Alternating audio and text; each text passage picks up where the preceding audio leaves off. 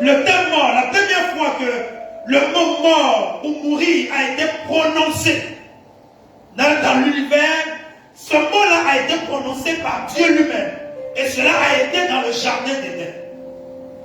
Voyez, Dieu a prononcé lui-même cette phrase, a prononcé lui-même ce mot, et il a dit à l'homme que le jour où tu vas désobéir à la parole que je t'ai donnée, le jour où tu vas faire le contraire de ce que je te demande de faire, toi-même tu vas autoriser l'action de la mort dans ta vie.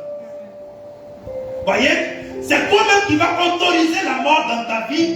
Pourquoi? Parce que tu auras choisi volontairement et consciemment de faire ce que je t'aurais interdit de faire.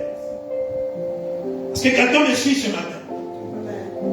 Donc à partir du moment où l'homme désobéit à la parole qui lui avait été donnée, il donnait le droit légal à la mort de pouvoir agir. Vous savez, chaque fois que nous obéissons à Dieu, nous mettons les anges de Dieu à notre service. Et chaque fois que nous désobéissons à la voix de Dieu, nous activons les démons contre nous. Est-ce que je parle à quelqu'un ce matin? Les démons obéissent, n'est-ce pas, à la voix de la désobéissance, alors que les anges de l'Éternel veillent sur la parole de l'Éternel pour l'exécuter dans la vie de quiconque obéit aux instructions de Dieu.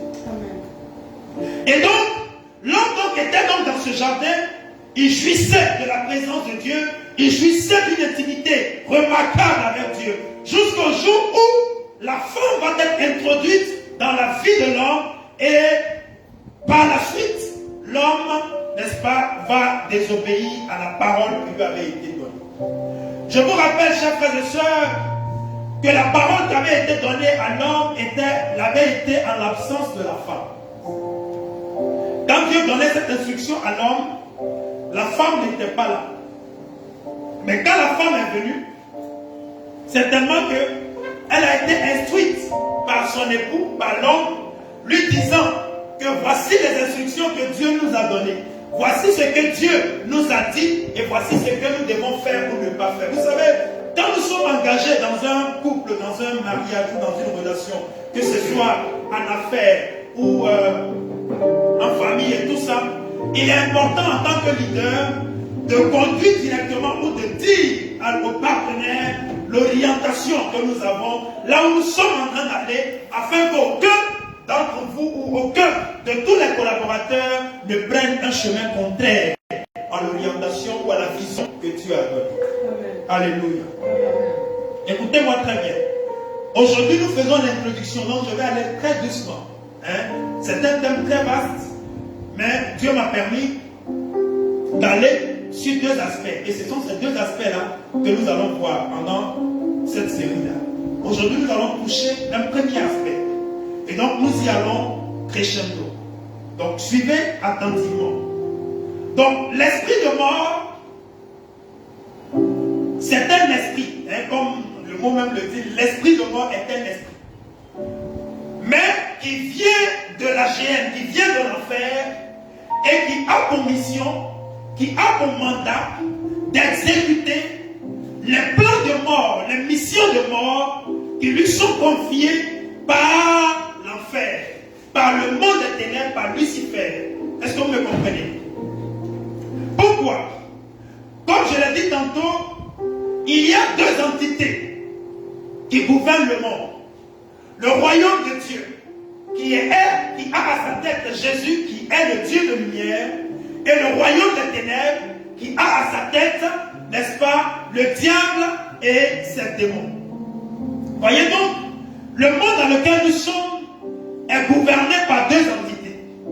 Soit nous sommes avec Dieu, ou soit nous sommes avec le diable. Tu ne peux pas être neutre, ce n'est pas possible. Soit tu es avec Dieu, soit tu es avec le diable. C'est pourquoi Jésus a dit, celui qui n'est pas avec nous est contre nous.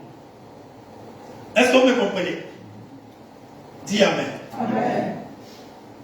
Voyez donc, la mort donc est entrée dans l'univers pour la première fois dans le jardin d'Éden par la désobéissance de l'homme. Quand l'homme désobéit, il donne donc droit légal à la mort de pouvoir régner, de pouvoir faire son entrée dans sa vie. Vous savez donc quand l'homme a péché dans le jardin, Dieu a dit, le jour où tu en mangeras, tu mourras. N'est-ce pas ce que Dieu a dit? Le jour où tu en mangeras, tu mourras. Mais est-ce que le jour où Adam a mangé le fruit, est-ce qu'il est mort sur le champ?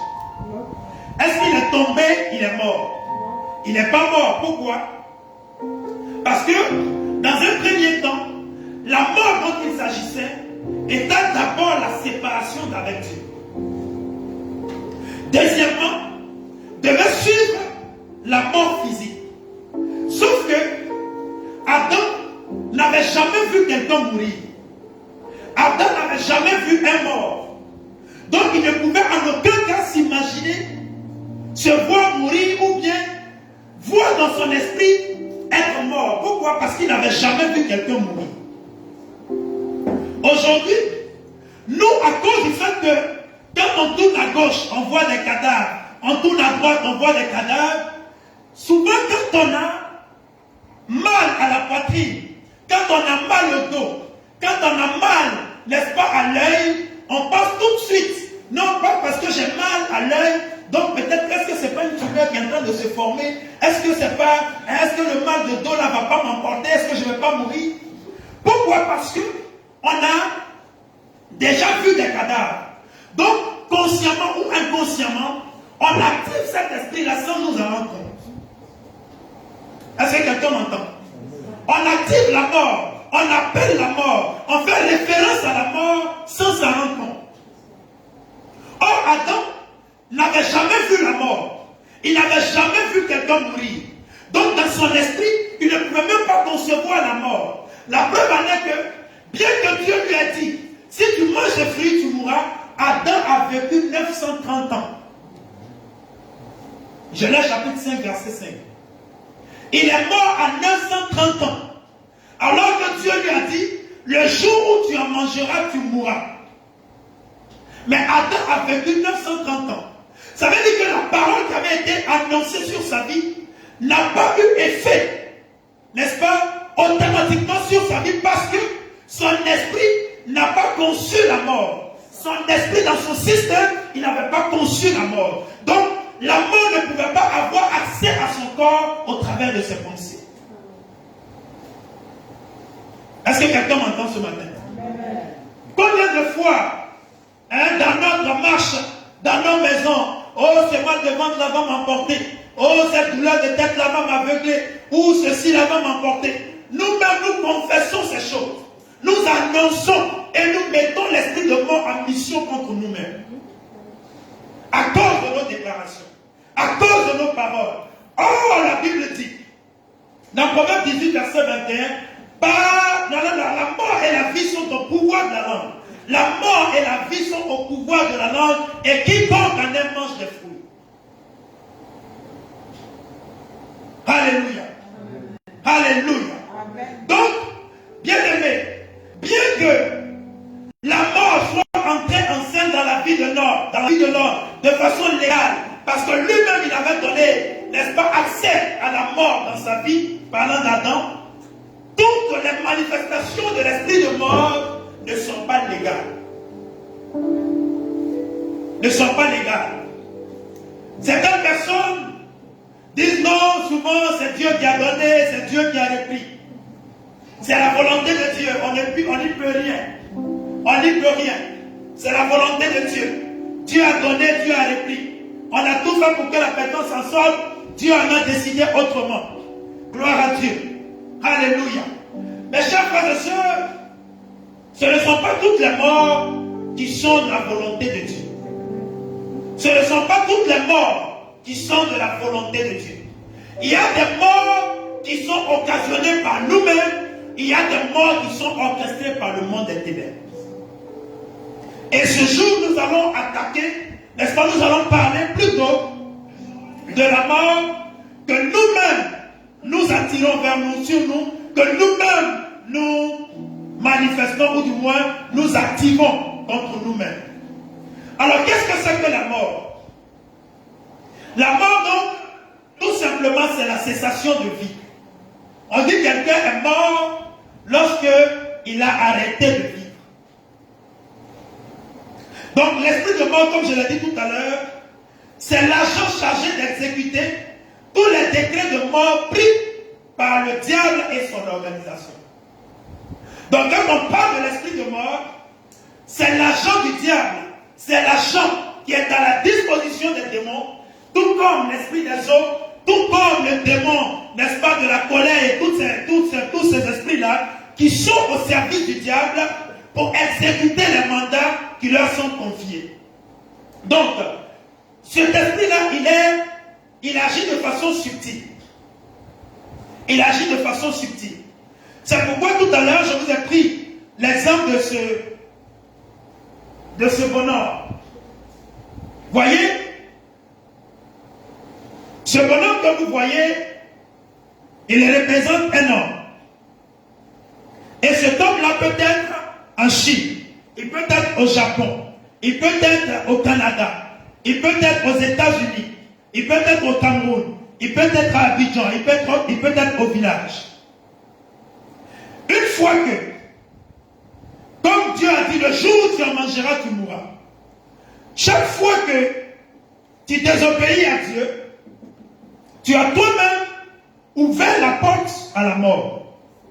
Donc, le droit légal étant donné à ce démon-là, quel que soit là où tu es, quel que soit le lieu où tu es, quelles que soient les dispositions dans lesquelles tu es, il peut avoir accès à ta vie. Pourquoi? Parce que le péché désarme les anges de Dieu. Est-ce que quelqu'un m'entend?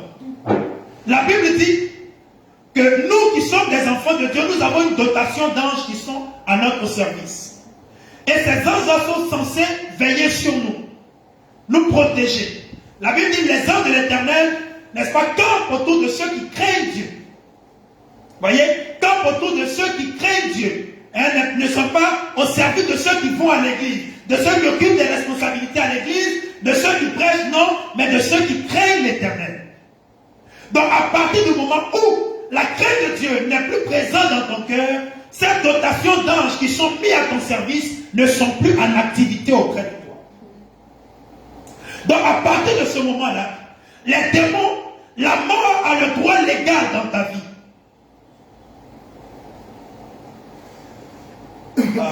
Je ne voulais pas toucher ça maintenant, mais bon, on rend grâce à Dieu. Voyez donc, si celui qui en veut à ta vie fait une incantation sur ta vie, il prend une poupée dans sa cage au village, il prend ta représentation et il te nomme à partir de cette poupée, il te nomme à partir de ce qu'il a entre ses mains et qu'il, n'est-ce pas, te touche à la tête, de là où tu es, quelles que soient les distances qui vous séparent, tu vas commencer à avoir mal à la tête. Est-ce que quelqu'un m'entend? Tu vas commencer à avoir mal à la tête. S'il a touché ta poitrine, tu vas commencer à avoir mal à la poitrine. Et tu vas dire, mais je ne sais pas ce qui m'arrive. Je ne sais pas ce qui m'arrive. Pourquoi j'ai si mal? J'ai si mal. Tu vas à l'hôpital, on ne voit rien. On te fait les scanners, on te fait les examens, on te fait toutes choses, on ne découvre rien. Pourquoi? Parce que le mal n'est pas un mal simple, c'est un mal commandité depuis l'enfer. Est-ce que quelqu'un m'entend? C'est un mal qui est commandité, orchestré depuis l'enfer. Donc comme ce mal est spirituel, il ne peut pas être guéri physiquement. Il ne peut pas être, le cas ne peut pas être résolu physiquement. Il faut, n'est-ce pas, que tu entres en contact avec le spirituel. C'est pourquoi, comme j'ai eu l'habitude de vous dire ici, tous les hommes sont des êtres spirituels. Aucun homme ne peut influencer le physique s'il n'a pas d'alliance avec le spirituel. Donc ce n'est pas pour rien que les gens cassent les canaris au carrefour, qu'ils jettent les coris, qu'ils cassent les œufs, qu'ils cassent, n'est-ce pas, qu'ils mettent les percales rouges et blancs au carrefour, parce qu'ils veulent contrôler le spirituel. Et tu ne peux pas influencer sur la terre si tu n'influences pas le spirituel. C'est ainsi que la Bible dit, Ce que vous lirez sur la terre sera lié dans le ciel, et ce que vous délirez sur la terre également sera délié dans le ciel. Donc, il y a une corrélation entre le ciel et la terre. Il y a une corrélation entre le ciel et la terre. C'est pourquoi Dieu a conçu l'homme dans le ciel et il a manifesté sur la terre. Afin que l'homme dépende du ciel pour influencer la terre. Amen. Est-ce que je parle à quelqu'un ce matin? Amen. Alléluia. Amen. Donc, comme je l'ai dit, l'esprit de mort est activé de deux façons. Par nous-mêmes et par nos ennemis. Regardez ce que la Bible dit. Dans Deutéronome chapitre 30, verset 15. La Bible dit: vois, je mets aujourd'hui devant toi la vie et le bien. Écoutez-moi bien. Il ne dit pas la vie et la mort. Il ne dit pas la vie et la mort. Il dit: je mets devant toi la vie et le bien, la mort et le mal. Quelqu'un entend ce que la Bible dit? Il dit: je mets devant toi, Deutéronome 30, verset 15. Il dit: vois, je mets aujourd'hui devant toi la vie et le bien, la mort et le mal. Ça veut dire quoi? Ça veut dire que la mort est la conséquence du mal. Et le bien, la vie est la conséquence du bien. Je mets devant toi le bien, la vie et le bien. Et la mort et le mal. Je mets devant toi la vie et le bien. La mort et le mal. Est-ce que vous comprenez? Donc le bien dans ta vie, ou du moins la vie que tu vas vivre, sera la conséquence du bien que tu fais. Et la mort dans ta vie sera la conséquence du mal que tu auras choisi de faire. Dans les deux cas, c'est un choix qu'on fait. On fait le choix de vivre dans le bien, ou de manifester, ou de faire le bien, et on fait le choix de faire le mal. Et en tout état de cause, chacune de ces options qu'on aura activées aura ses conséquences. Voyez donc, comme j'ai dit, nous allons parler plutôt ce matin du premier cas en disant, n'est-ce pas, la vie, n'est-ce pas, orchestrée, ou du moins la mort que nous activons par nous-mêmes nos propres actions. Vous savez, chers frères et sœurs, ce que ton frère pense de toi, ce que tes ennemis pensent de toi, n'aura aucun impact sur ta vie si toi-même tu n'as pas ouvert une porte dans ta vie. Ce que tes amis pensent de toi, ce que ceux qui t'entourent pensent de toi, n'a pas d'influence sur ta vie tant que toi-même tu n'auras pas donné l'occasion à l'esprit, n'est-ce pas, de pouvoir avoir accès à ta vie. Alléluia. Amen. Alléluia. Donc, ce n'est pas ce que tes amis pensent de toi qui va influencer ta vie. Ce n'est pas ce que la société pense de toi qui va influencer ta vie, mais ce que toi-même tu penses de toi-même, c'est ce qui va avoir un impact sur ta vie. Alléluia. Amen. Alléluia. Amen. Parce que les pensées que tu as, ce sont ces pensées-là qui vont t'amener à poser les actions. Et chaque action que tu poses, ça sera la manifestation des pensées que toi-même tu auras mûries dans ton esprit.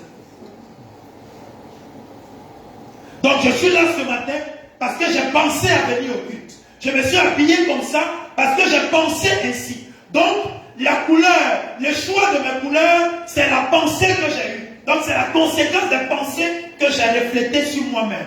Donc si quelqu'un me voit, il voit tout de suite ma pensée, ma façon de penser sur moi-même et au travers de mes actions. Est-ce que quelqu'un m'entend ce matin? Amen. Nous y allons tout doucement. Nous avons 3 dimanches, donc aujourd'hui, et puis les 2 dimanches du mois prochain, les 2 premiers dimanches du mois prochain. Donc on ne va pas courir. Nous parlons de l'esprit de mort. Et l'esprit de mort est un esprit subtil. C'est un esprit qui ne se lasse jamais, qui ne se fatigue jamais. C'est un esprit qui agit de façon subtile. Ça veut dire quoi? Ça veut dire qu'il met sa main quelque part et tu n'as même pas intention, tu ne peux même pas imaginer qu'il est en train d'agir dans ta vie. Tu ne peux même pas imaginer. Voyez? Et l'esprit de mort est un collaborateur, un fidèle collaborateur de l'esprit de la sorcellerie. L'esprit de mort est un collaborateur de la sorcellerie. Parce que les deux travaillent ensemble. Et généralement, tous les esprits méchants travaillent ensemble. Parce qu'ils sont activés par le même Père. Ils tirent leur force de la même source. Ils tirent leur force de la même chose. Voyez donc, la vie est la conséquence du bien et la mort est la conséquence du mal. Donc il nous arrive souvent d'attirer la mort sur nous-mêmes, comme je l'ai dit. Nous activons ces démons, nous mandatons et nous attirons les regards de cet esprit-là sur nous par nos confessions. Par nos confessions. Et nous devons faire très attention à nos confessions. Souvent même sur nos enfants. Sur nos enfants. Sur nos enfants. Regardez ce que la Bible dit. Ésaïe chapitre 54, verset 15. Ésaïe 54, verset 15. Il dit, si l'on forme des complots, cela ne viendra pas de moi. Voyez, si l'on forme des complots, cela ne viendra pas de moi. Quiconque se liguera contre toi tombera sous ton pouvoir. Voyez, tombera sous ton pouvoir. La Bible ne dit pas tombera simplement, mais tombera sous ton pouvoir. Ça veut dire que si quelqu'un doit tomber sous ton pouvoir, il faut que tu aies le pouvoir. N'est-ce pas? Il faut que tu aies le pouvoir. Et il faut que tu sois conscient que tu as le pouvoir. Alléluia. Il faut que tu aies le pouvoir. Qui croit qu'il a le pouvoir? Alléluia. Alléluia. Nous avons le pouvoir. Alléluia. Nous avons le pouvoir. Et l'une des choses que le diable fait, n'est-ce pas, pour nous désarmer, c'est nous amener à faire ce qui est mal aux yeux de Dieu. Parce que chaque fois que nous désobéissons à Dieu, nous nous désarmons nous-mêmes. Chaque fois que nous désobéissons à Dieu, nous nous désarmons nous-mêmes.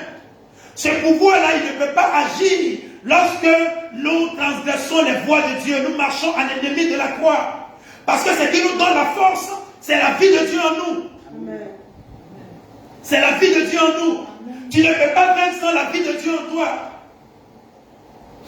Sans la vie de Dieu en toi. Et c'est avec cette vie-là que Adam a pu nommer tous les animaux dans le jardin. C'était avec la vie de Dieu en lui qu'il a pu nommer les animaux sans agenda, sans ordinateur. Il a nommé, il a regardé l'agissement du chimpanzé, il a dit, toi tu t'appelleras comme ça. L'éléphant, il dit, toi tu t'appelleras comme ça. Le lion, toi tu t'appelleras comme ça. Et ces noms-là sont restés tels. Et Dieu n'a pas dit à un seul instant, pourquoi tu l'as appelé lion, alors que moi j'aurais voulu qu'il soit appelé tigre. Alléluia. Dieu ne s'est pas plaint. Pourquoi? Parce que quand Dieu te donne une responsabilité, et aussi longtemps que tu agis selon sa volonté, il ne dit rien. Amen. Amen. Alléluia. Amen. Le jour où Adam a désobéi, Dieu est venu lui a posé des questions. Mais aussi longtemps qu'il faisait les choses selon sa pensée, selon la volonté de Dieu, Dieu est resté silencieux, il a collaboré, il a mis un son, il a validé tout ce que Adam faisait. Il a validé tout ce qu'Adam faisait. Jusqu'au jour où le péché est entré par Ève. Alléluia. Je prie ce matin sur ta vie qu'aucune connexion ne t'amène à quitter la voie de Dieu. Amen. Qu'aucune relation ne t'amène à quitter la voie de Dieu. Amen. Alléluia. Amen. Tout ce que Dieu fait dans ta vie, Dieu le fait pour que cela te rapproche davantage de lui. Amen. Si Dieu te donne une femme, cette femme doit te rapprocher de lui. Si Dieu te donne un homme, cet homme-là doit te rapprocher de lui. Si Dieu te donne un travail, ce travail-là doit te rapprocher de lui. Amen. Si Dieu te donne la vie, cette vie-là doit te rapprocher. Amen. Il y a beaucoup qui ont la vie de Dieu dans la rue aujourd'hui et qui courent et qui marchent à l'ennemi de la croix. Ils n'ont pas le temps pour Dieu. Ils ont le temps pour leurs affaires. Ils ont le temps pour leurs projets. Ils ont le temps pour faire tout ce qu'ils ont envie de faire, mais ils n'ont pas le temps pour Dieu. Avec la vie de Dieu, ils marchent à l'ennemi de la croix. Voyez donc, chers frères et sœurs, nos actions attirent la mort. Nos actions. La Bible dit dans Deutéronome 30, verset 15 à 18, verset 17, pardon, à 18, il dit que si ton cœur se détourne, si tu n'obéis point, et si tu te laisses entraîner à te prosterner devant d'autres dieux et à les servir, je vous déclare aujourd'hui que vous périrez. Que vous ne prolongerez point vos jours. Écoutez-moi bien. Vous ne prolongerez point vos jours dans le pays dont vous allez entrer en possession après avoir passé le Jourdain. Alléluia. Amen. Donc ici, Dieu parle des idoles. Dieu parle des idoles. Combien de fois des enfants de Dieu, chantant dans la maison de Dieu, levant les mains vers le trône de Dieu, mais qui entretiennent des idoles dans leur maison. Certains même des pasteurs, certains même des archevêques, mais qui entretiennent des idoles, qui ont, n'est-ce pas, des amulettes, n'est-ce pas, aux reins, qui ont des bagues magiques, qui ont des choses extraordinaires dans leurs reins, dans leurs pieds, dans leurs cou, et, n'est-ce pas, ils disent qu'ils attribuent ce qu'ils font à Dieu. Ils attribuent ce qu'ils font à Dieu. Et ils sont dans la maison de Dieu. Dieu dit que aussi longtemps que tu vas te détourner de lui pour adorer les idoles, tu ne vas pas prolonger tes jours. Tes jours ne seront pas prolongés. Tes jours ne seront pas prolongés. Tu es à l'église et tu continues de consulter les marabouts. Consulter les marabouts. Comme tu as pris l'habitude d'aller devant les marabouts, les féticheurs, souvent même c'est les pasteurs qui sont transformés en féticheurs. Un marabout, prophète, qu'est-ce que Dieu a dit aujourd'hui? Qu'est-ce que Dieu a dit pour moi? Et la parole de Dieu ne fait plus école dans nos vies. Chers frères et sœurs, la parole de Dieu est la fondation sur laquelle ta vie doit être bâtie. Amen. Si tu as attaché, tu as fait confiance à un prophète, plus que la parole de Dieu, quand la tempête va venir, tu vas quitter la maison de Dieu. Tu vas quitter la maison de Dieu. Et aujourd'hui, beaucoup de personnes, mon prophète a dit, mon prophète a dit, mon prophète a dit, mon prophète a dit, mais ils ne savent même pas ce que dit la parole de Dieu. Ce que dit la parole de Dieu. Voyez donc, chers frères et sœurs, les canaris sous les lits, les amulettes aux reins,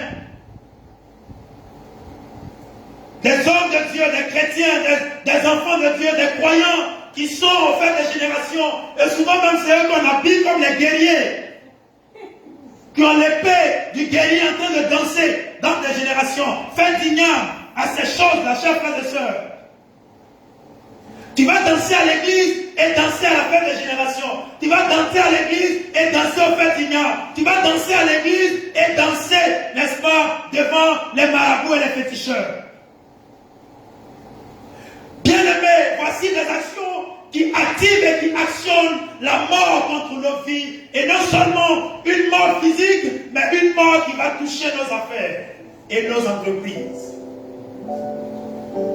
Qui va toucher nos affaires.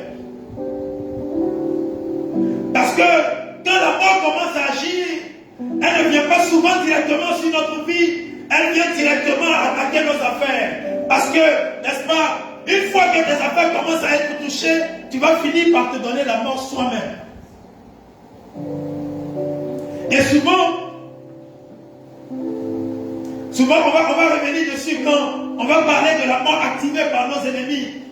Il peut parler sur toi à partir de l'engin, à partir du bonhomme, à partir de la poupée, à partir de la statuette qu'il a dans sa cage. Il peut prononcer quelque chose sur ta vie et tu commences à devenir ivrogne. Toi qui ne m'aimes pas, qui n'aime même pas la boisson, tu vas commencer à t'engouffrer dans la boisson. Et tu vas même te donner la mort. Et on va dire non, c'est lui-même qui s'est pendu et on ne voit pas la main de la sorcellerie derrière. Alors que c'est quelque chose qui a été activé depuis l'enfer. Chers frères et sœurs, l'idolâtrie n'est pas seulement le fait de mettre une statuette dans notre maison ou de prendre un canari, mais c'est le fait aussi de donner à quelque chose, de prendre la place de Dieu dans notre cœur. Et chaque fois que ce que Dieu te donne prend sa place dans ton cœur, ça devient une idolâtrie. Ou une idole dans ton cœur. Chaque fois que le travail que Dieu t'a donné prend la place de Dieu dans ton cœur, cela devient une idole. Chaque fois que le mari que Dieu t'a donné, la femme que Dieu t'a donné, les enfants que Dieu t'a donné prennent la place de Dieu dans ton cœur, c'est une idolâtrie. Et comme Dieu a horreur de l'idolâtrie, Dieu va finir par te résister et tu finis par perdre le travail, tu finis par perdre le mari, tu finis par perdre ta femme, tu finis par perdre cet enfant qui prend la place de Dieu dans ton cœur. Nous devons faire très attention, chers frères et sœurs. Très, très attention. Très, très attention. La Bible dit dans Matthieu 10, verset 37. Celui qui aime son père ou sa mère plus que moi n'est pas digne de moi. Et celui qui aime son fils ou sa fille plus que moi n'est pas digne de moi. Si vous comprenez ce que la Bible dit, ça veut dire que Dieu ne veut en aucun cas que ce qu'il nous donne prenne sa place dans nos cœurs. Dieu ne veut en aucun cas que la position qu'il nous donne prenne sa place dans notre cœur, prenne sa place dans notre vie, prenne sa place dans nos maisons. Dieu ne veut en aucun cas. Alléluia. Est-ce que quelqu'un entend ce matin? Depuis que tu as eu le travail, tu n'as plus le temps pour Dieu. Tu n'as plus le temps pour Dieu. Tu n'as plus le temps pour Dieu. Tu n'as plus le temps pour venir à l'église. Et dimanche maintenant, ça peut jouer Maracana au quartier. Tu n'as plus le temps. Est-ce que c'est normal? Quand tu n'avais pas le travail, tu aimais Dieu. Tu aimais Dieu ou tu prétendais aimer Dieu. Le travail est venu. Dieu t'a fait grâce, t'a accordé le travail. Et tu n'as plus de place pour lui. Tu n'as plus de temps pour lui. La femme, quand elle prend la place de Dieu dans ton cœur, chers frères et sœurs, quand elle prend la place de Dieu dans ton cœur, Dieu va faire en sorte que cette femme commence à devenir une gangrène dans tes os. Il va faire en sorte que cette femme commence à devenir arrogante dans ta maison, qu'elle commence à devenir insoumise dans ta maison. Dieu va commencer à te résister à partir de la femme qu'il t'a donnée. Dieu va commencer à te résister à partir de l'homme qu'il t'a donné. Pourquoi? Parce que cet homme-là, depuis que tu t'es marié, tu n'as plus le temps pour Dieu. Tu n'as plus le temps pour Dieu. Et Dieu va faire que cet homme va devenir infidèle. Il ne va plus dormir à la maison. Tu vas commencer à chagriner. Tu vas commencer à stresser. Tu vas commencer à perdre du poids à cause des agissements de cet homme. Pourquoi? Parce que Dieu est en train de te résister. Et ça, c'est la mort que nous activons nous-mêmes. C'est la mort que nous actionnons nous-mêmes. Cet esprit commence à entrer. Quand toi-même, tu as validé, toi-même, tu as posé certaines actions qui commencent maintenant à influencer négativement ta vie. Rappelez-vous que la Bible dit que, n'est-ce pas, celui qui aime le bien, n'est-ce pas, qui active le bien, a la vie. Et celui qui active le mal, n'est-ce pas, aura pour conséquence la mort dans tout ce qu'il entreprend. Mais je prie que cela ne soit pas ton partage au nom de Jésus-Christ de Nazareth. Amen. Alléluia. Amen. Chers frères et sœurs, de façon subtile, souvent nous avons des raisonnements qui semblent à la limite être beaux, agréables à entendre, mais qui, n'est-ce pas, ne sont pas des paroles qui viennent de Dieu. Regardez, lorsque Jésus a voulu aller à la croix, Pierre a dit, Jésus, je ne te permettrai pas d'aller à la croix. Voyez, je ne te permettrai pas. Si les gens viennent t'arrêter, ils me trouveront sur leur chemin. À la limite, c'était beau de voir un disciple en train de défendre son maître. Mais qu'est-ce que Jésus a dit? Jésus a dit, arrière de moi, Satan. Les pensées que tu as ne sont pas les pensées de Dieu. Ce sont des pensées de l'ennemi qui veulent m'empêcher d'atteindre ou d'accomplir ma destinée. Et souvent, le matin, notre corps nous parle un langage. Je suis fatigué la semaine. J'ai été vraiment sollicité. J'ai beaucoup travaillé la semaine. Et le dimanche, c'est le jour du repos. Dimanche, tu dois te reposer. Ton corps ne te donne même pas la force d'aller te lever pour faire quoi que ce soit. Ton corps veut se reposer. À la limite, c'est beau à voir, c'est normal. Quand tu dis que tu es fatigué, tout le monde comprend que tu es fatigué. Mais est-ce que c'est la volonté de Dieu que tu restes couché alors que Dieu a besoin de toi dans sa présence? Amen. Est-ce que quelqu'un me comprend? C'est tellement beau. Je suis fatigué. Aujourd'hui, je suis tellement fatigué. Je suis tellement fatigué. Il faut que je me repose. C'est le dimanche que j'ai parlé avec une soeur hier, je l'ai invitée à l'église. Elle dit non, C'est le dimanche seul que j'ai. C'est le dimanche que j'ai. Je travaille toute la semaine, c'est le dimanche que j'ai. C'est le dimanche que j'ai fait ma lessive, que je me repose un peu. Les autres jours, là, je me réveille à 4h, à 5h, à 6h. C'est le seul dimanche que je peux me réveiller au moins à 8h. Mais c'est bien beau.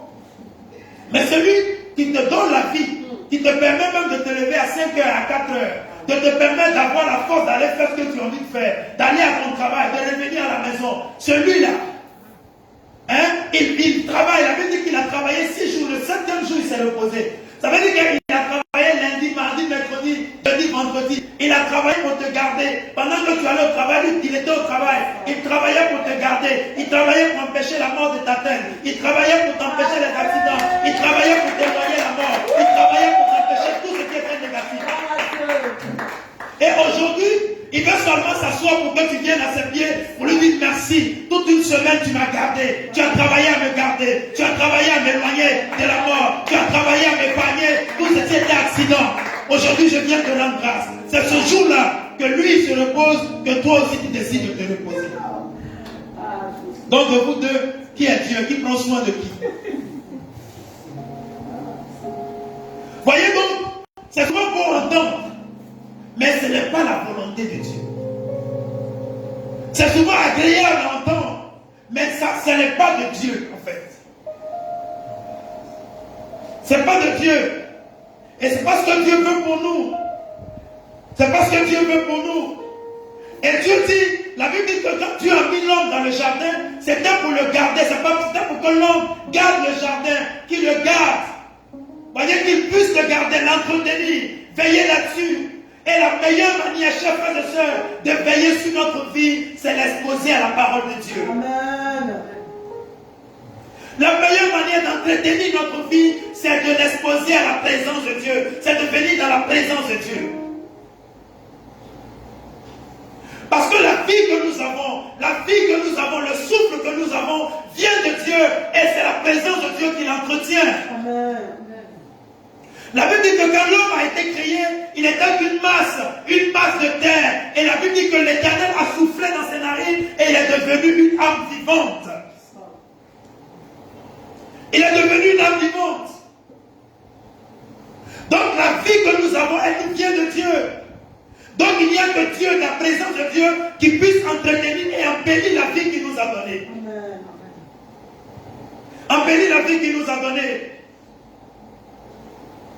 Et souvent, on ne se rend même pas compte qu'on est en train de s'éloigner, que le diable de façon subtile est en train de nous éloigner de la voie de Dieu, est en train d'éteindre la flamme que Dieu a allumée en nous. La flamme qui a été allumée, elle est en train de s'éteindre, parce que la meilleure manière pour le diable de nous avoir, c'est d'éteindre la flamme. Parce que quand le feu est éteint, tout le monde peut venir jouer là. Personne ne peut venir, aucune mouche ne peut venir se poser là où il y a le feu. Et le diable sait que quand il y a le feu dans ta maison, il ne peut pas avoir accès à ta vie. Quand il sait que quand il y a le feu dans ta maison, le feu dans ta vie, il ne peut pas avoir accès à ta vie. Donc qu'est-ce qu'il fait? Il va commencer à mener, à te faire poser des actions pour éteindre ce feu. Pour t'avoir. Pour t'avoir. Voyez donc, il va commencer à t'éloigner. Il va commencer à t'éloigner. Dieu va faire grâce. On va augmenter ton salaire. On va augmenter ton salaire. Oh, je pensais que quelqu'un me dit, mais je dis qu'on va augmenter ton salaire. Alléluia. Alléluia. Alléluia. Et souviens-toi de l'Éternel. Souviens-toi de l'Éternel. Chaque fois que Dieu fait une action dans ta vie, il pense premièrement à son œuvre. Quand Dieu fait quelque chose dans ta vie, c'est à son œuvre qu'il pense en faisant ce qu'il fait dans ta vie. Il ne pense pas à toi d'abord, il pense à ton œuvre. Parce que Dieu a ses agents, Dieu a ses hommes, Dieu a ses hommes. Et tu fais partie des hommes de Dieu. Tu fais partie des personnes que Dieu s'est choisi pour faire avancer son œuvre. Amen. Si quelqu'un m'entend ce matin, tu fais partie de ceux que Dieu s'est choisi. Quand le diable veut détruire, il a ses gens, il a ses hommes par qui il passe. Et quand Dieu veut faire le bien, il a ses hommes par qui il passe. Et tu fais partie de ceux-là que Dieu s'est choisi. Dis-moi Amen ce matin. Amen. Alléluia. Il y a des personnes, chers frères et sœurs, quand elles avaient un petit salaire, la dîme était facile à donner. La dîme était facile à donner. 10%, 10%. Oh. Je parlais à une sœur qui a eu une affaire et elle travaille avec sa patronne et elle a eu une affaire qui lui a rapporté, je crois, 300 et quelques mille. Et alors qu'elle ne s'attendait pas à ça, j'ai dit, mais écoute, il faut payer la dîme. Tout ce que Dieu te donne, tu dois payer la dîme. Elle dit, oh, pasteur, toi aussi, ça là encore, hein, j'ai payé la dîme dedans. Ça là encore, j'ai payé la dîme dedans. Dieu ne peut pas attendre. Dieu, il a dit, okay. Non, mais en fait, il n'y a pas de problème. Moi, je ne fais que te rappeler ce qu'il faut faire. Tu es libre de faire ou de ne pas faire. De faire ou de ne pas faire. Voilà. Mais je te rappelle seulement ce que tu dois faire. Maintenant, ça n'engage que toi. Soit tu obéis, soit tu n'obéis pas. Mais si tu obéis, tu auras choisi la vie. Parce que, je vais vous dire une chose. La Bible dit, apportez à la maison du trésor. Ça, c'est une parenthèse, on est toujours dans l'exemple. Vos dîmes et vos offrandes. Apportez à la maison du trésor. Vous savez, chaque fois que Dieu te bénit financièrement, chaque fois que Dieu trouve une porte financière, Dieu veut, à partir de cette porte financière qu'il trouve dans ta vie, te donner l'occasion de pouvoir lui permettre de faire encore davantage dans ta vie. C'est comme un enfant à qui tu achètes un paquet de biscuits, à qui tu remets ce paquet de biscuits, et tu dis à l'enfant, donne-moi un biscuit. Et l'enfant te dit, non, je ne te donne pas. Non, je ne te donne pas. Il prend son paquet, il fuit dans la chambre, il va s'enfermer à tout bout. Mais toi qui es le père qui lui a donné le biscuit, tu ris. Pourquoi? Parce que c'est toi qui lui as donné. C'est toi qui lui as donné. Tu lui dis, ok, il n'y a pas de souci. Tu peux manger le paquet, mais ça va finir, non? Ça va finir. Alléluia. Et donc souvent, quand Dieu nous donne l'argent, on est content.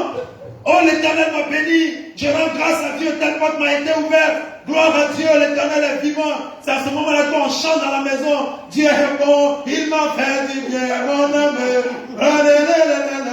On chante la bonté de Dieu. Mais souvent, quand il s'agit de donner à Dieu, et souvent, quand on doit donner, quand c'est 100 000 qu'on doit apporter 10 000, ça passe facilement. On donne, oh, je donne à Dieu. Voilà, ça c'est moi. Ça c'est ma dîme, je donne à Dieu. Quand le salaire commence à monter, Dieu te paie. Dieu fait grâce que tu as une affaire de 5 millions, de 10 millions. À partir de ce moment-là, tu commences à réfléchir. Ça là, 5 millions, 500 000 au pasteur. Ah bah justement, ce n'est plus à Dieu que tu donnes, tu donnes au pasteur. Au pasteur. J'ai pris tout cela pour donner au pasteur. Non. Et donc maintenant là, tu ne viens plus ici, tu vas à l'église d'à côté. Ah, mais là-bas, on sait que tu n'as pas reçu 5 millions. Mais c'est la même parole qui est là-bas. C'est pas le même Dieu qui est sur le ciel. C'est pas le même Dieu qui est partout. Ah, c'est le même Dieu. Donc ce n'est pas parce que tu n'obéis pas parce que tu es ici. Tu obéis parce que tu appartiens à Dieu. Amen. Tu obéis parce que tu appartiens à Dieu. Alléluia. Amen. Donc tu ne donnes pas au pasteur, tu donnes à Dieu. Tu donnes à Dieu.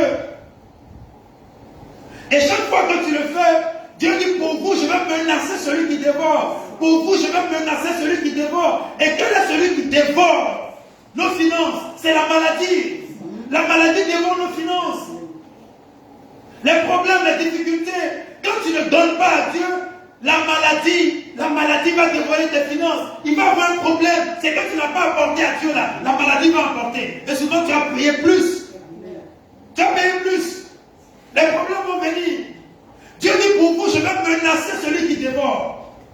Et le dévoreur n'aura plus accès à vos finances, n'aura plus accès à vos biens, n'aura plus accès à vos ressources. Le dévoreur n'aura plus accès à vos ressources. Voyez donc, tu ne donnes pas, on ne donne pas parce qu'on a beaucoup. On ne donne pas à Dieu Dieu parce qu'on n'a pas de problème. Non. On donne à Dieu parce qu'on croit que ce n'est pas l'argent qui pourvoit nos besoins, mais c'est Dieu qui pourvoit nos besoins. Parce qu'il t'arrive souvent même de finir le mois, sans même que tu ne saches comment tu as fait pour finir le mois. Le salaire même que tu as, l'argent même que tu touches, quand tu calcules même normalement, ça ne peut même pas te permettre de faire 2 semaines. Mais Dieu te permet de finir le mois. Voyez donc, ce n'est pas ton argent qui prend soin de toi, c'est Dieu qui prend soin de toi. C'est Dieu qui prend soin de toi. Alléluia. Et donc, chers frères et sœurs, nous activons la mort en nous comportant ainsi.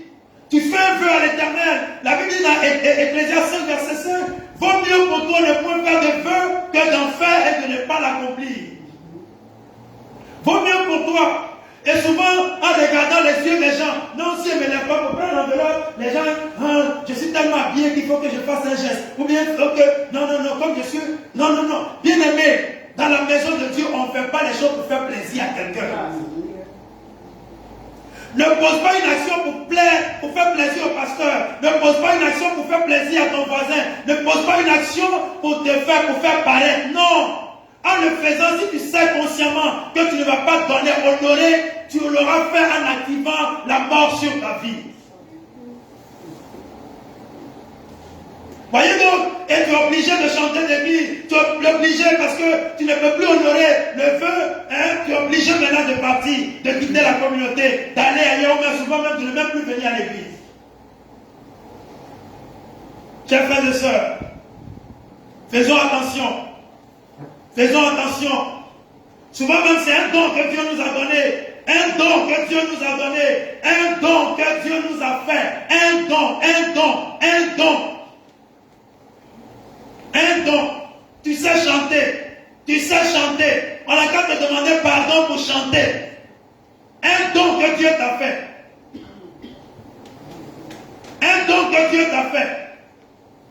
Dieu t'a donné le don de guérison. On n'a qu'à te demander pardon pour prier pour quelqu'un. Et souvent c'est ça dans nos communautés. On n'a qu'à demander pardon aux gens pour servir la cause du Seigneur. Mais c'est un don que Dieu t'a fait. Il peut, comme la Bible dit que Dieu ne se répand pas de ses dons, il peut te donner le don. Mais à un moment donné, quand ce don-là ne sert pas, parce que chaque fois qu'il le fait, la Bible dit que c'est pour l'édification du corps, le perfectionnement des saints, l'édification du corps. Donc le but pour lequel Dieu t'a donné le don, c'est pour qu'il participe à édifier. Donc édifier c'est quoi? C'est bâtir la foi. Édifier, bâtir la foi des autres, encourager les autres.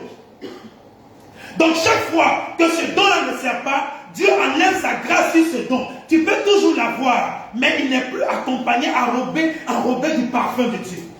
Et c'est comme ça que le diable peut maintenant l'utiliser. Tu peux chanter, tu peux donner les prophéties, c'est agréable aux yeux des gens, aux oreilles des gens, mais quand ce don-là s'exprime, il ne rapproche pas les gens de Dieu. Au contraire, il rapproche les gens de toi. Chaque fois qu'un don manifesté ne rapproche pas les gens de Dieu, mais plutôt de celui qui l'a manifesté, ce don-là n'est pas un don de Dieu. Ou du moins n'est pas exprimé sous la grâce de Dieu. Est-ce que je parle à quelqu'un ce matin? Amen. Tout le monde vient de finir. Oh non, mon frère, ma soeur, tu chantes tellement bien, tu chantes bien. Tout le monde, ça dit, tout le monde te rapproche de toi. Au lieu que tes chants ou tes cantiques ou ton expression rapproche les gens de Dieu, amène les gens à aimer davantage Dieu, c'est vers toi que les gens. Il faut faire attention. Le diable n'a jamais donné don à quelqu'un, mais le diable utilise des dons. Il pervertit les dons. Puisque le don n'a pas été mis à la disposition de Dieu, le diable va s'en servir pour détourner et détruire la destinée. C'est pourquoi il faut faire très attention. Il faut faire très attention. Le don que Dieu t'a donné doit être entretenu dans la présence de Dieu, entretenu dans la maison de Dieu, entretenu, n'est-ce pas, dans la prière et le jeûne, entretenu. Pour que, n'est-ce pas, il serve à l'édification du corps. Amen. Dis-moi Amen. Amen. Autre chose, chers frères, et souvent c'est courant dans nos assemblées, nous attirons la mort chez nous, chers frères et sœurs. Nous activons l'esprit de mort. Rappelez-vous qu'on a dit au début que chaque fois que nous obéissons à Dieu, nous mettons les anges de Dieu en action. Nous activons les anges de Dieu. Mais chaque fois que nous désobéissons à la voix de Dieu, c'est les démons qui sont activés et qui se mettent excusez-moi, c'est les démons-là qui se mettent en œuvre pour, n'est-ce pas, agir contrairement à notre vie. Et souvent, c'est une chose courante dans nos assemblées, chers frères et sœurs, et même dans la vie, et souvent même dans la propre famille. Ta soeur t'a présenté quelqu'un, ta soeur t'a présenté son fiancé, tu passes derrière, tu prends le fiancé. Tu prends le fiancé, tu passes par derrière, tu brises la relation. Tu brises la relation. Et tu es avec le monsieur maintenant. Aujourd'hui, tu es avec lui. Oh, ma soeur, oh, mon frère, tu as pris la soeur, tu es content, mais tu ne sais pas ce que tu as sémé. C'est la mort que tu as activée. Tôt ou tard, chers frères et sœurs, tôt ou tard. Ça peut être bien aujourd'hui, ça peut être bon aujourd'hui, mais tôt ou tard, chers frères et sœurs. Tôt ou tard.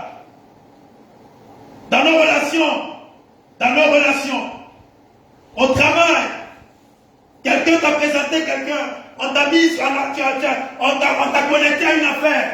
Chers frères et sœurs, la logique, le bien-être voudrait que, chers frères et sœurs, tu entretiennes les bonnes relations avec la personne qui t'a connecté et non passer par derrière et faire autre chose. Et souvent, c'est les enfants de Dieu qui viennent à l'église, qui lèvent les mains vers le trône de Dieu, qui parlent en langue, et qui sont des sujets de grincement de dents d'autres personnes dans la société.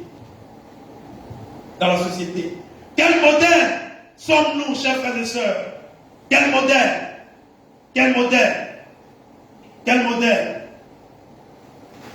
Voyez donc, ce sont des choses semblables, chers frères et sœurs, qui activent l'esprit de mort, qui l'active et qui, n'est-ce pas, permet à ce démon-là de pouvoir agir légalement dans nos vies. Parce que chaque fois que nous avons autorisé son action devient légale dans notre vie. Son action devient légale dans notre vie. Et souvent, chers frères et sœurs, les enfants que nous les avons par, n'est-ce pas, les consultations des eaux, par les consultations maraboutiques. Je ne sais pas si ça se dit, non? Maraboutique.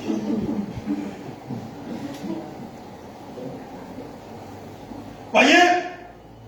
Comment as-tu eu les enfants que tu as? As-tu eu la femme? Comment as-tu eu la femme que tu as? Le mari que tu as? La position que tu as dans l'entreprise? Comment l'as-tu eu?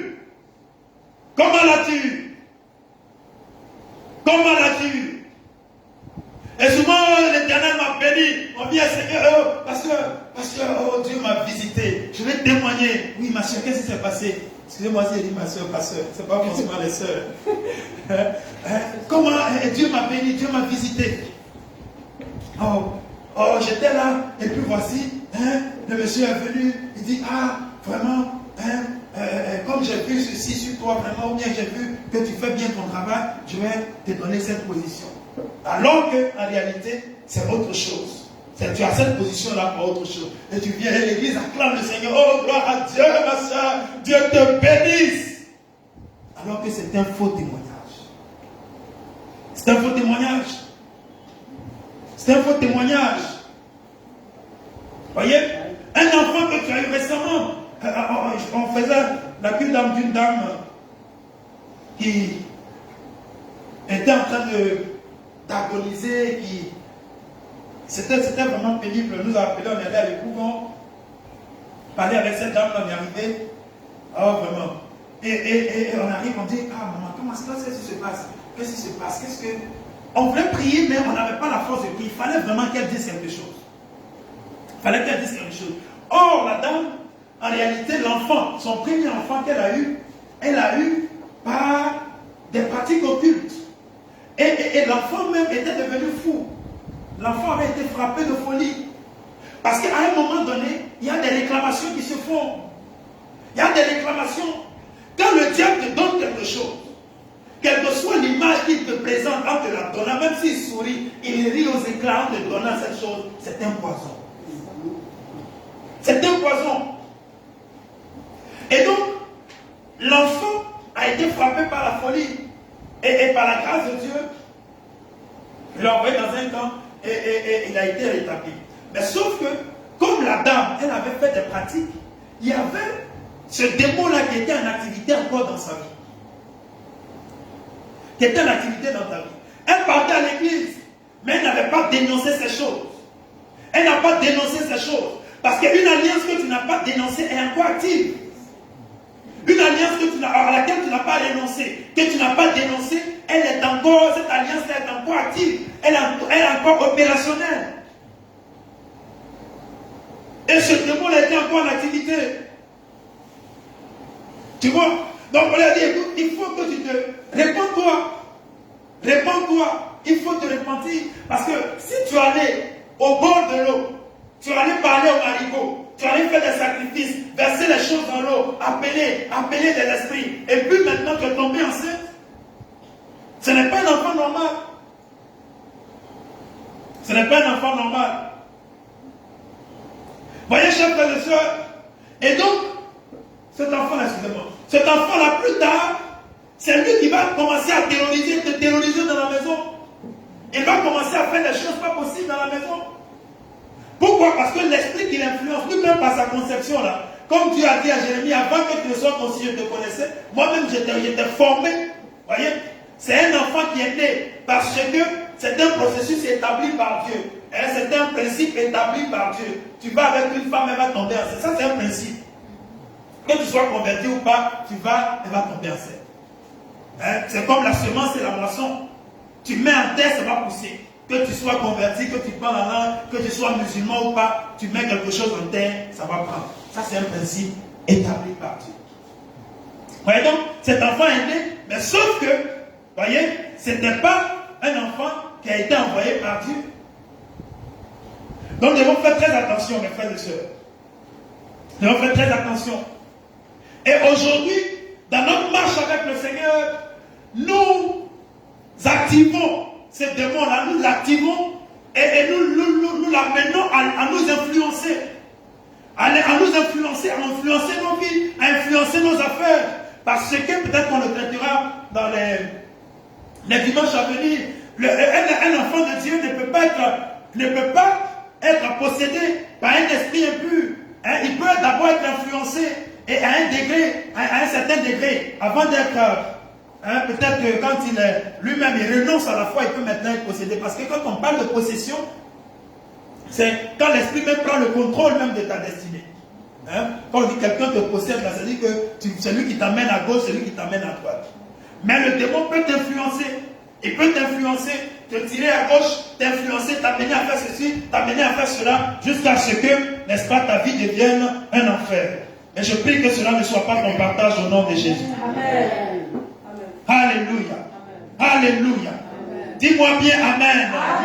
Dis encore Amen. L'esprit de mort n'a pas de pouvoir sur ta vie au nom de Jésus. Je commande à tous ces démons mandatés contre ta destinée d'être réduits au néant au nom de Jésus-Christ de Nazareth. Alléluia. Chers frères et sœurs, la Bible dit dans 1 Corinthiens 15, verset 55 au verset 56. La Bible dit, ô mort, où est ta victoire? Ô mort, où est ton aiguillon? L'aiguillon de la mort, c'est le péché.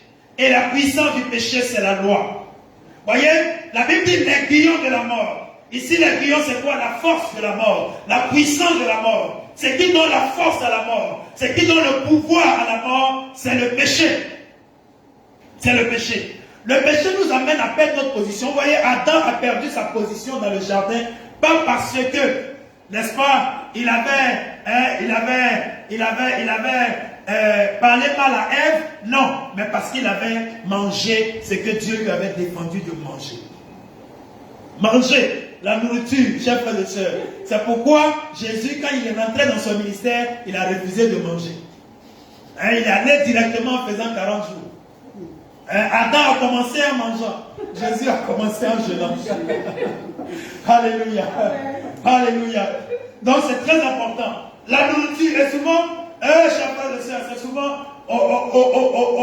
au aux réceptions, au baptême, au mariage, aux anniversaires, que tu vois vraiment même la vraie nature des croyants. Hein? Il va te lutter la cuisse de poulet, il va se fâcher même contre toi, il va te dire, écoute, tu ne me connais pas, hein? Tu ne me connais pas, hein? Tu vas me connaître, à cause de manger. À cause de manger. Que Dieu nous en garde au nom de Jésus. Amen. Alléluia. Amen. Donc, chers frères et sœurs, c'est cela. Et écoutez-moi très bien. La Bible dit dans 2 Corinthiens 2, verset 11. 2 Corinthiens 2, verset 11. Ce matin, nous allons prier fortement ce matin. La Bible dit 2 Corinthiens 2, verset 11. Il dit, afin de ne pas laisser à Satan l'avantage sur nous, car nous n'ignorons pas ses desseins.